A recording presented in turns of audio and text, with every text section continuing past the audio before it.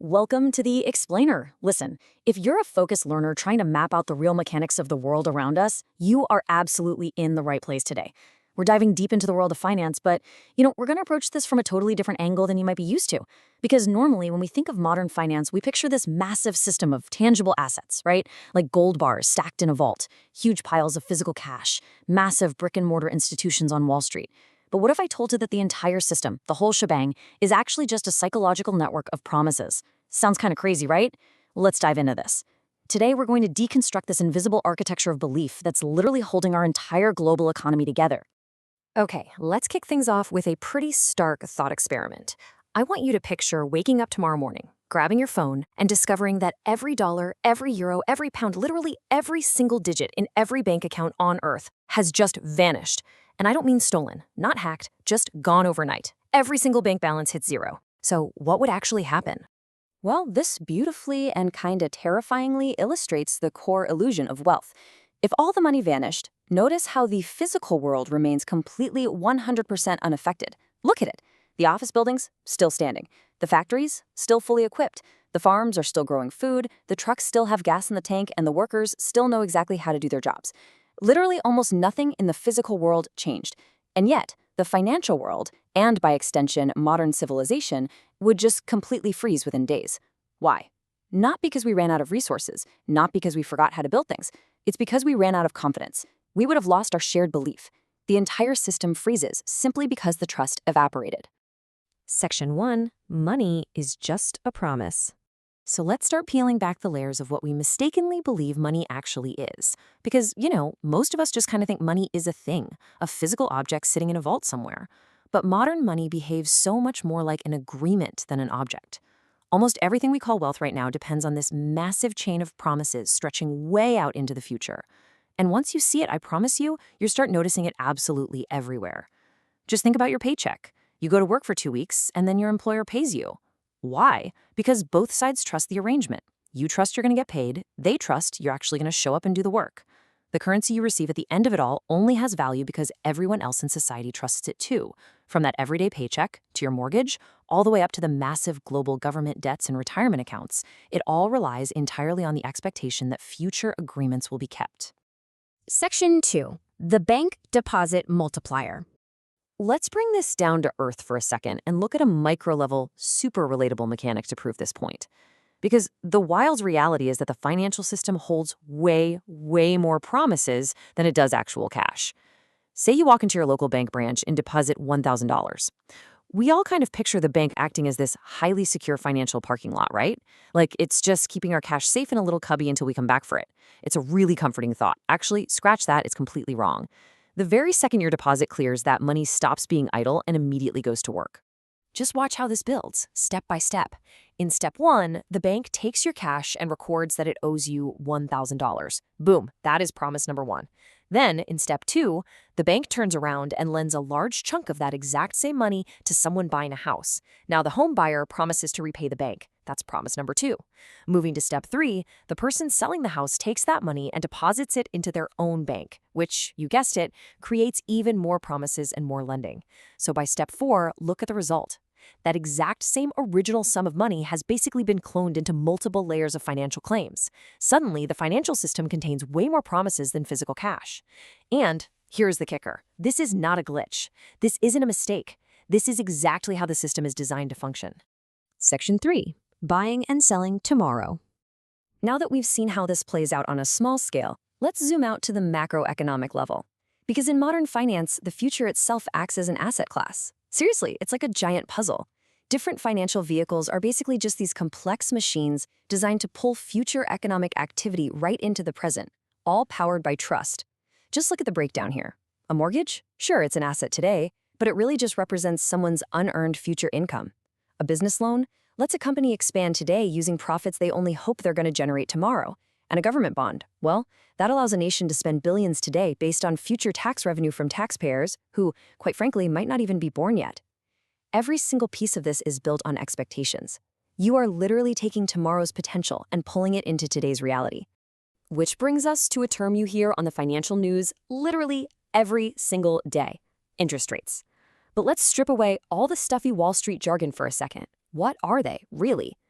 The entire financial system basically exists to answer just one question.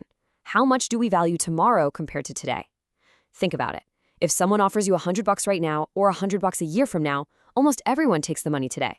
Why? Because the future is uncertain. Anything could happen. So interest rates naturally emerge from that exact reality. They are literally the price of waiting. They're the price of uncertainty. They're the price of promises. When interest rates go up, the value of those future promises drops, and the whole system has to violently adjust. Section 4. Anatomy of a financial bubble. Now that adjustment, yeah, it isn't always smooth, and that exposes the hidden vulnerability built into this entire architecture. Look at this quote. The problem isn't debt itself. The problem is whether future promises can realistically be fulfilled. It is so incredibly important to look at this objectively.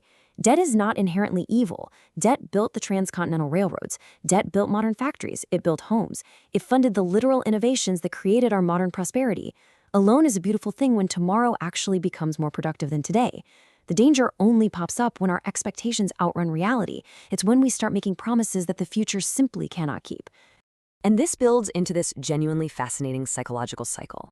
At first, optimism spreads, right? Credit expands, people feel richer, businesses get super aggressive. Then, in the second phase, risk literally appears to just vanish. Investors become supremely, almost dangerously confident. But then, phase 3 hits. Reality intervenes. Maybe growth slows down a bit, or interest rates take up just enough to expose all those fragile underlying assumptions. Finally, we hit the reset. People start frantically questioning the exact same promises they accepted without hesitation just weeks prior. And notice something absolutely crucial here. Financial crises don't happen because physical reality changed overnight. The factories didn't blow up. Crises happen because the confidence changed. So you have to ask, why do really intelligent people keep getting caught in these cycles over and over? Well, it's because every single bubble begins with a highly compelling story. Whether the narrative is about the massive expansion of the railroads back in the 1800s, or the dot-com boom, the housing market, or even artificial intelligence today, the underlying pattern is completely identical.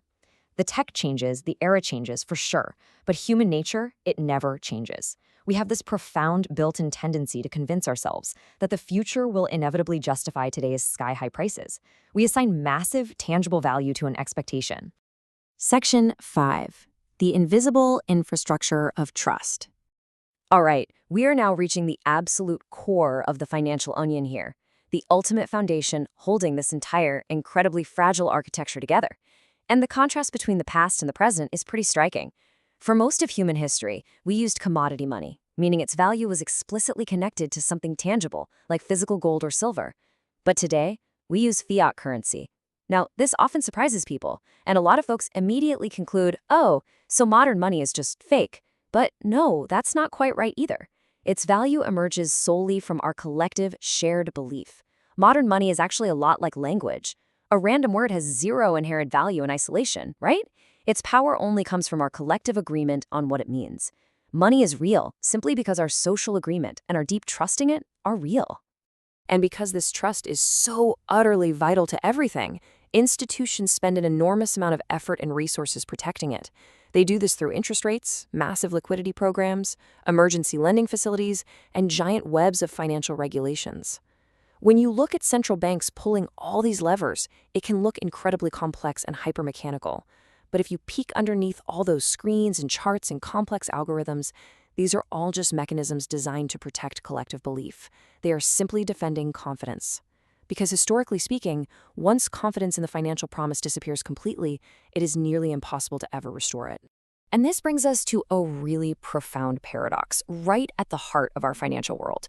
Finance desperately needs optimism to function. Without confidence, businesses stop expanding, everyday consumers stop spending, and the whole economy just stalls out. But as we've seen, too much optimism creates massive instability. People start borrowing excessively, assets become insanely overpriced, and risk just gets totally ignored. The deep irony here is that the stronger and more stable the system appears on the surface, the more people completely forget how dependent it is on fragile confidence. Success actually breeds complacency. The very stability of finance gradually generates new, hidden vulnerabilities over time. Which leaves us with one final, pretty provocative question to wrap up this explainer. As global debt levels continue to rise, and as governments, massive corporations, and everyday households make increasingly huge claims on the future, How many promises can a society actually make before it begins borrowing from a version of tomorrow that might never arrive? Because if the entire financial system is truly built on a promise, then perhaps the most important question isn't whether the promise exists today, it's whether the future can actually keep it. Thank you so much for joining me on this explainer. Keep questioning the structures around you, and we'll catch you next time.